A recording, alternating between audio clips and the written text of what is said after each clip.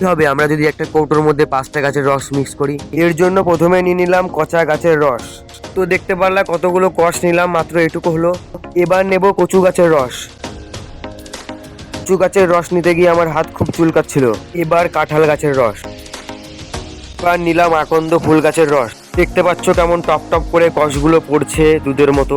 এবার নিয়ে নিলাম দুদিনের জমা পচা জল। এবার এই গাছটার কষ নিলাম, এই গাছটার নাম আমি জানি না। আর একটু কেমিক্যাল দিলাম যেমন নীল। এবার দেবো max fresh Colgate, clinic plus shampoo. এবার দেবো বাসন মাজা সাবান। এবার দেবো গায়ে মাখা লাইট বয় সাবান। আর এখানটায় দেখছি একটা কাঁঠাল পড়ে আছে, সেখানটায় কিছুটা কষ রয়েছে, সেটাও নিয়ে নিলাম। এইবারে সবগুলোকে কিছুটা জল দিয়ে মিক্স করব। পাচ্ছ মিক্স করার পর কিছুটা এরকম হয়ে গেছে। এবারে সবগুলো এই ছাগলটাকে খাওয়াবো। দেখতে পারলা সবগুলো খাইয়ে দিলাম ছাগলকে। এই দেখো ছাগলগুলো সব মুরগি হয়ে গেল।